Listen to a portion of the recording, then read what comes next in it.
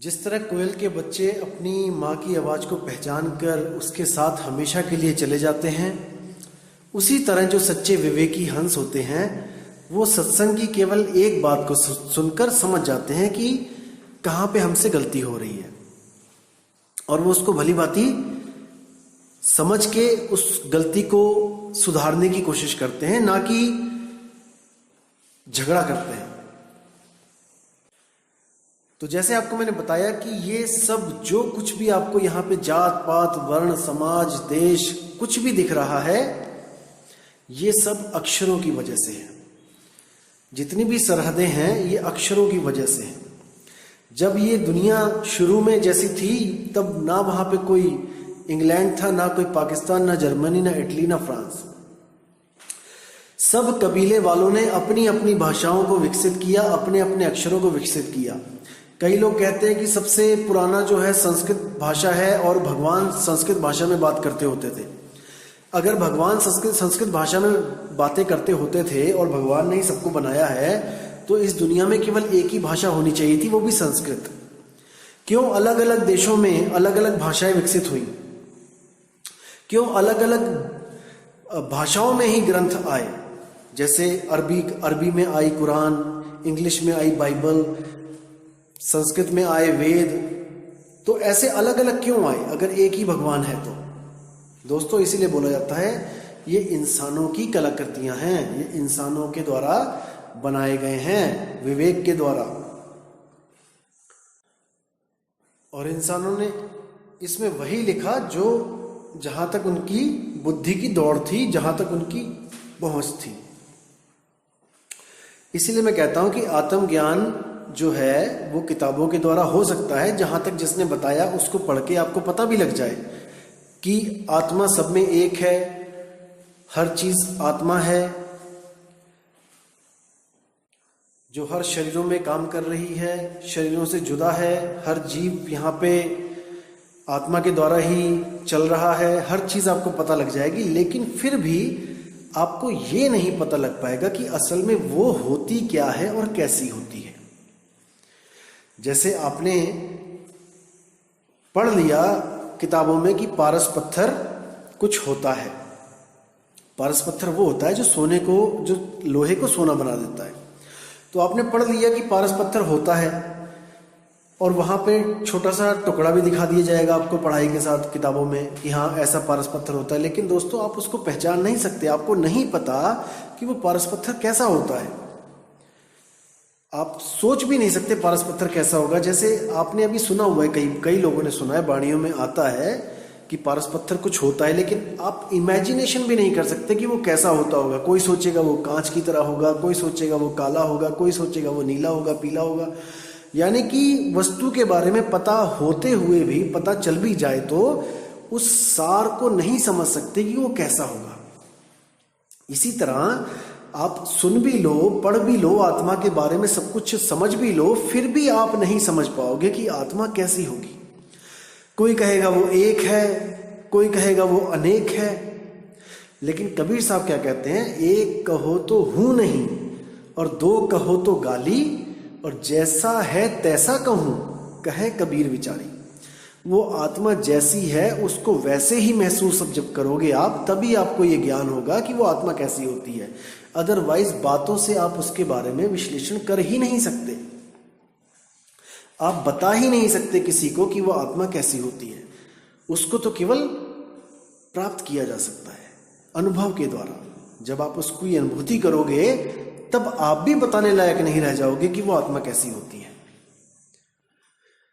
तो दोस्तों, यही वो शब्दों का जाल है जो हम सबको एक दूसरे का बैरी बना देता है अगर हम इसको गलत तरीके से यूज करें तो।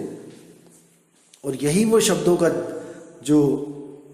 में जो अच्छी बात है वो ये है कि हम जानवरों से अलग दिखाई देते हैं। केवल हम ही इंसानों में ये गुण है कि हम अपनी बात को अपनी आवाज के द्वारा हम समझा के किसी के भी सामने रख सकते हैं।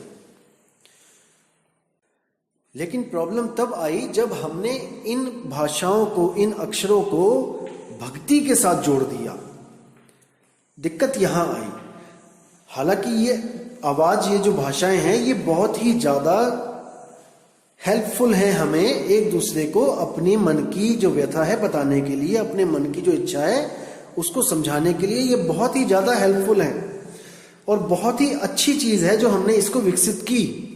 लेकिन हमने इसको अपनी बर्बादी का भी कारण बना दिया है जब हमने इसको भक्ति के साथ जोड़ दिया है तब। जैसे कबीर साहब कहते हैं कि 33 अरब ज्ञान हम भाखा और मूल ज्ञान गुप्त कर राखा। उसका क्या मतलब है कि 33 अरब ज्ञान मैंने 52 अक्षरों में भाग दिया। इन 52 अक्षरों के द्वारा मैंने सब कुछ बता दिया, लेकिन मूल ज्ञान गुप्त कर रखा का मतलब है जो सार शब्द है, जो असली वस्तु है, मैंने उसका भेद नहीं बताया कि वो कहां पे है, कैसी है, क्योंकि वो बोलने में आता ही नहीं है, कैसे बताएंगे। उसके बारे में क्या है, वो भेद आपको एक गुरु के द्वारा मिलेगा, जो कबीर साहब ने चुन चुन के जो हंसों को नामदान दिया और गुरु प्रथा अपनी चलाने की जो इजाजत दी, हुक्म दिया, ताकि कौवों के घोंसलों में जो कोयल के बच्चे बैठे हैं वो अपने असली घर पहुंच सके, अपने निज घर पहुंच सके। एक छुड़ाए एक लखाए, कौवे का घर छुड़ाए और अपना असली निज घर लखाए। दोस्तों, आपको मैं बता दूं कि अगर ऊंची जात वालों को अगर कोई प्रॉब्लम है मेरी ऑडियो से, तो मैं आपको बताना चाहूंगा कि मैं भी राजपूत हूं जन्म से और सही बताऊं तो मैं भी यही सोचता हूं कि पता नहीं किसने हम सबको इन जात पात में उलझा दिया है। कई लोग मुझे कहते हैं कि तुम राजपूत हो और तुम ये जुलाहे कबीर को कैसे मानते हो भाई, गुरु मान लिया तुमने नीच जात वाले को। अरे कोई अच्छी जात वाला कोई होता उसको गुरु बनाते। तो दोस्तों, जब हम स्कूल में अपने बच्चों को डालते हैं, क्या हम प्रिंसिपल से कभी पूछते हैं कि इस स्कूल में किस किस जात वाले टीचर पढ़ाते हैं, कितने हिंदू पढ़ाते हैं, कितने मुसलमान पढ़ाते हैं, कितने नीच जात वाले पढ़ाते हैं? दोस्तों नहीं, हम केवल सर्टिफिकेट देखते हैं कि वहां पे जो बच्चों का रिजल्ट आता है उस स्कूल में वो कितने % आता है और उस स्कूल की मान्यता कितनी है, उस स्कूल की रेपुटेशन क्या है। हम कभी भी ये नहीं देखते कि वहां पे किस जात वाला टीचर पढ़ाता है, क्योंकि हमने उसकी जात से कुछ लेना देना ही नहीं है।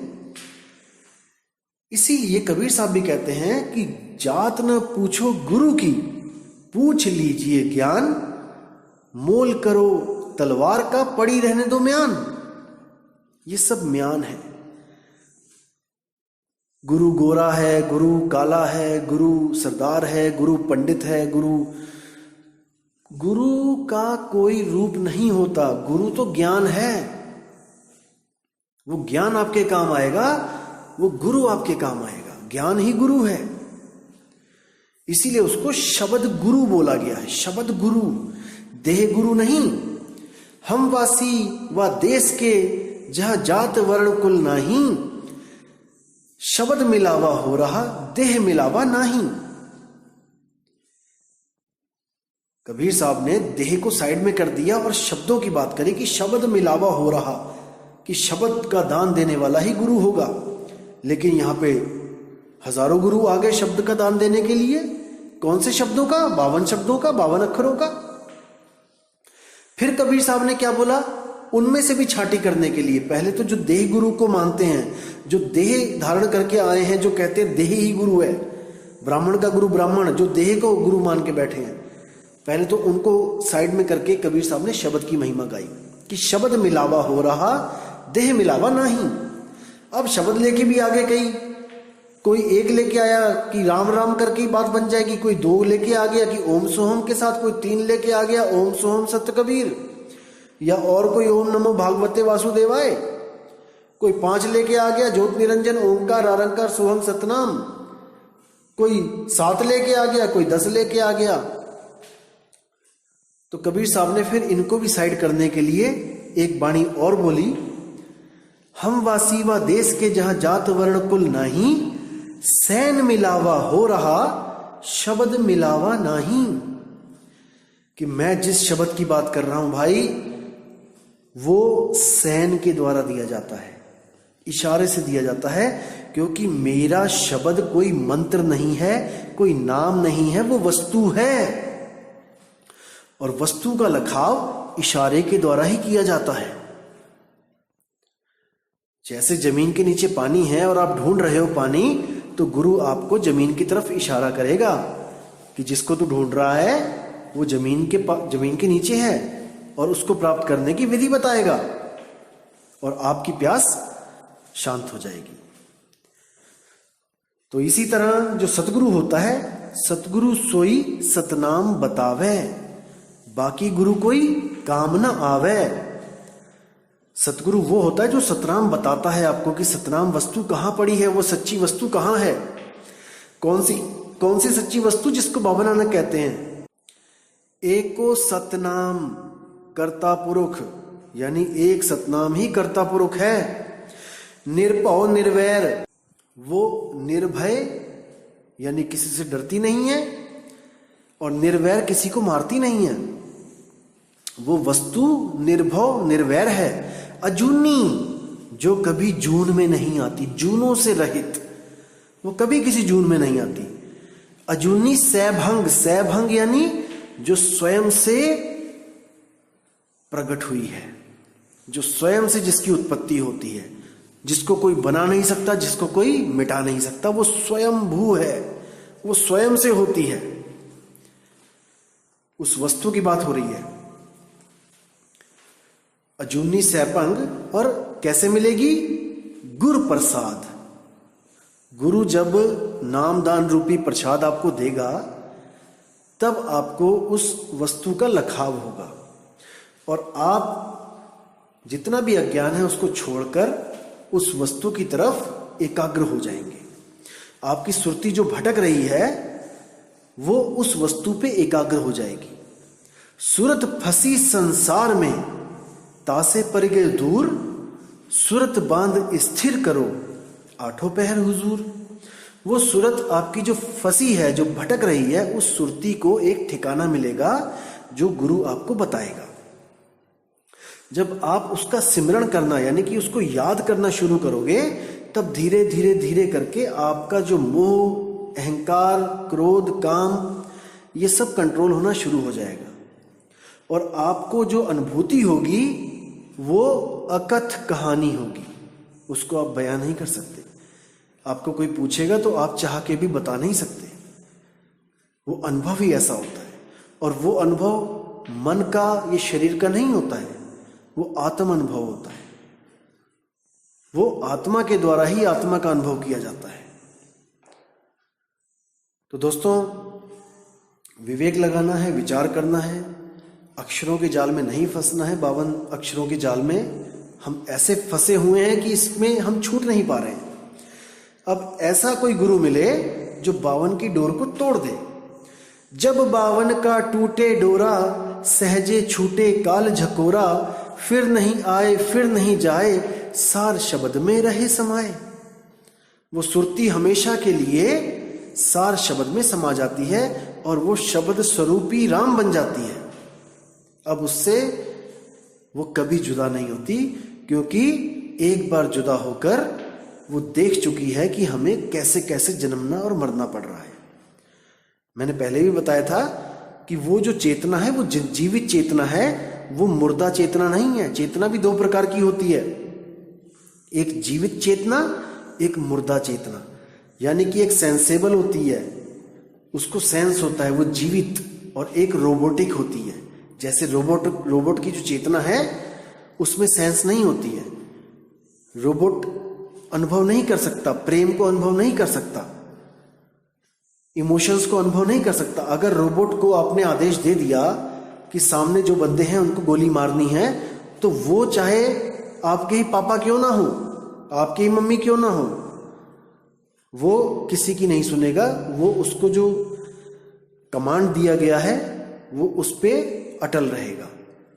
लेकिन अगर वही बंदूक आपके हाथ में पकड़ा दी जाए तो आप दोस्तों नहीं चला पाओगे, क्योंकि आपके अंदर जीवित चेतना है, ना कि कोई इलेक्ट्रॉनिक चेतना है। जो लोग इलेक्ट्रॉनिक चेतना को और जीवित चेतना को एक समझने लगे हैं वो बहुत बड़ी भूल में है दोस्तों। इसकी यही खासियत है सुरती की कि ये मृत चीजों को भी जीवित कर देती है। यानी कि ये जो शरीर आप लेके घूम रहे हो, जो मेरे पास जो शरीर है, ये केवल चेतना की वजह से, उस सुरती की वजह से ये जीवित दिखाई देता है। असल में ये मरा हुआ है, मुर्दा है। जैसे आप एक कार चलाओ और कार के शीशे काले हों, आप दिखाई ना दे रहे हो, तो दोस्तों सबको यही लगेगा कि कार जीवित है और कार चल रही है, बहुत तेज चल रही है, इसमें जान है। लेकिन दोस्तों आप हो तभी जान है, आप नहीं होगे तो उसमें जान नहीं होगी। इसी तरह हमारा शरीर चल रहा है क्योंकि जीव है, सुरती है। अगर सुरती नहीं होगी तो शरीर मुर्दा है। तो साहिब कहते हैं, बावन के जंजाल में फंस गया ये संसार, और सिमरन बावन का करे कैसे लागे पार। क्योंकि हमें पुराने समय से ये पढ़ा दिया गया है, अच्छी तरह रटा दिया गया है कि जब तक हम राम राम राम राम, अल्लाहु अल्लाहु अल्लाहु, वाहेगुरु वाहेगुरु वाहेगुरु, सत साहिब सत साहिब सत साहिब, कबीर कबीर कबीर, ये सब नहीं बोलेंगे, नहीं जपेंगे, जब तक हमारी बात नहीं बनेगी। दोस्तों परमात्मा कोई इलेक्शन में खड़ा नहीं हो रहा है। जिसकी जय जयकार नहीं लगाई जाए तो वो खुश नहीं होगा। हम उसकी जय बोलते हैं केवल अपने लिए, उसके लिए नहीं कि हम उसको खुश करने के लिए जय बोल रहे हैं। हम जय उसकी बोलते हैं क्योंकि हमें ये महसूस होता है कि अगर वो ना होते तो हमारा क्या होता। हम इसलिए उसका धन्यवाद करते हैं, पल पल उसको, उसकी बंदगी करते हैं। अदरवाइज उसको किसी चीज की जरूरत नहीं है। वो नहीं कहता है कि मेरी जय करो, उसको कोई जरूरत नहीं है आपकी जय जयकार की। जैसे कई लोग कहते हैं भगवान को खुश करने के लिए बहुत कुछ करना पड़ता है, बलियां देनी पड़ती हैं, बकरे चढ़ाने पड़ते हैं, दारू चढ़ानी पड़ती है। दोस्तों अगर उसे बकरे चाहिए होते ना, वो एक ही रात में सारे बकरे यहां से गायब कर ले जाता।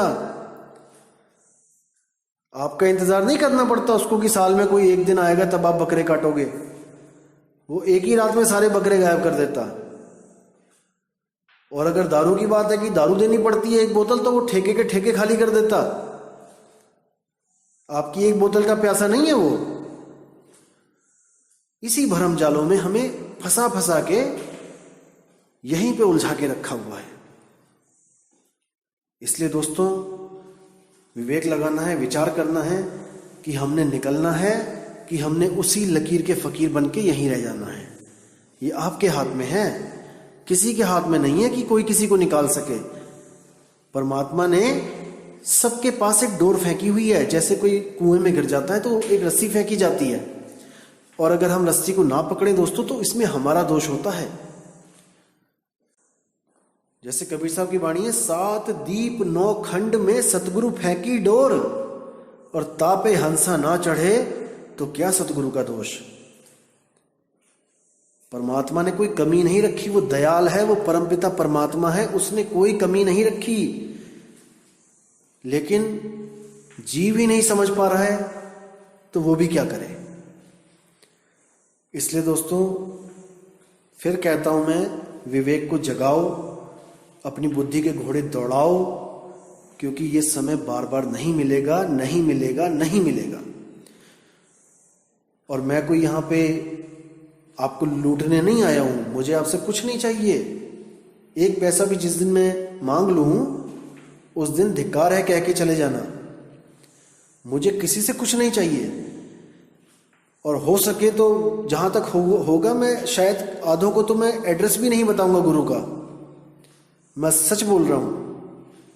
आधे क्या 90% को नहीं बताऊंगा। आप सोचोगे कि क्यों नहीं बताऊंगा, क्योंकि भाई हमने भीड़ इकट्ठी नहीं करनी है। मैं तो ये देखूंगा किसके मन में सच्ची आग लगी है, केवल उस बंदे को एड्रेस दिया जाएगा। गुरुजी कहाँ आ रहे हैं, गुरुजी कहाँ पे हैं। अदरवाइज हमें भीड़ बढ़ाने की जरूरत नहीं है। लेकिन ये ऑडियोज बनाने का मकसद यही है कि आपको विवेकी बना सकूं, आपको कोई धोखा ना दे पाए। ये ऑडियोज बनाने का यही मकसद है कि आपको हर चीज पता होनी चाहिए, क्योंकि लुट गया रे व्यापारी परख बिना। अगर आपके पास परख होगी तो आपको कोई लूट नहीं पाएगा। बस यही एक मकसद है इन ऑडियोज को बनाने का, ना कि आपकी भीड़ मैं चाहता हूं कि हमारे आश्रम में आए, नहीं, कभी भी नहीं। वो बिरले हंस चाहिए हमें, वो बिरले हंस करोड़ों में कोई एक, जो सत्य को स्वीकार करने के लिए 100% तैयार है। जिसके मन में 1% भी शंका है वो इस पंथ के लायक नहीं है। पंथ यानी रास्ता, कोई गुटबाजी नहीं होती है पंथ। पंथ का मतलब होता है रास्ता। इस रास्ते पे चलने के लायक जो होगा, अब उसको ही चलने का अधिकार होगा। तो दोस्तों, मैं फिर बोल रहा हूं कि जल्दबाजी ना करें। मुझे कई मैसेज आते हैं कि मैं गुरुजी से नाम लेना चाहता हूं। मैं सीधी सी बात बोलता हूं कि 50 ऑडियोज सुनो। जब मेरे 50 ऑडियोज कंप्लीट हो जाएंगे तब मैं आपको कुछ सवाल पूछूंगा, और अगर आप उनके उत्तर दे सकते होगे तब ही आपको आगे का रास्ता दिया जाएगा। ये एक एंट्रेंस एग्जाम की तरह समझ लो। क्योंकि मैं फिर कह रहा हूं कि हमें भीड़ नहीं बढ़ानी है, हमें वो विवेकी हंस चाहिए जो सच में यहां से, इस 3 लोक से, इस जन्म मरण से मुक्ति पाना चाहते हैं। तो 50 ऑडियोज लिमिट है। 50 ऑडियोज में जहां तक ज्यादा से ज्यादा मैं बताने की कोशिश करूंगा, और अगर आपको 1% भी शंका होगी तो आप पूछ सकते हो। शंका समाधान होगी तब आप आगे रास्ता पूछो, वरना रास्ता पूछने की जरूरत नहीं है। मैं केवल आपको यहाँ पे ज्ञान देना चाहता हूँ जो मुझे परमात्मा की दया से मिला है। मैं चाहता हूँ कि उस ज्ञान को आपके सामने रख सकूं ताकि आप कहीं धोखा ना खाओ। मैं यहाँ कोई हाईलाइट होने नहीं आया हूँ कि मैं कोई ऐसा पंथ चला रहे हैं हम लोग की ऐसा। दोस्तों, ऐसा कुछ नहीं है। बहुत सिंपल सा ज्ञान है, कबीर साहब का ज्ञान है। अगर आपके समझ में आता है तो आपका स्वागत है, लेकिन परख करने के बाद। पहले परख करो, जल्दबाजी बिल्कुल मत करो। नामदान जल्दबाजी में कहीं भी मत लो। जहां हो आप बहुत अच्छे हो, अभी जहां पर हो ना बहुत अच्छे हो। जैसे कई लोग होते हैं 50,000 देके एडमिशन ले लिया जल्दबाजी में और कॉलेज वो है फ्रॉड। तो भाई उससे अच्छा था कि आप घर में बैठे हुए थे। अभी विवेक लगाओ, विचार करो कि कहां जाना है कहां नहीं जाना है। 50-60 ऑडियो पूरी हो जाएंगी, तब जहां तक हो सकेगा आपके सारे सवालों का मैं जवाब उनमें दे दूंगा। और जो मुझे पूछा गया है कि ब्रह्म कैसे पैदा हो जाता है, क्या है, ये मैं आपको लास्ट ऑडियो में बताऊंगा बिल्कुल। क्योंकि अभी ऐसे ऐसे लोग बैठे हैं जो उसको अपनी बातों को घुमा देंगे,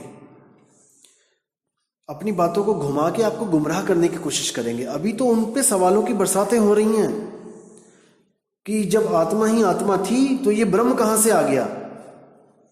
क्योंकि द्वैत अद्वैत दोनों से परे है ज्ञान। अगर केवल आत्मा थी शुरू में तो वो अद्वैत मत है, क्योंकि केवल एक है वहां पे आत्मा। कबीर साहब कहते हैं एक कहो तो है नहीं।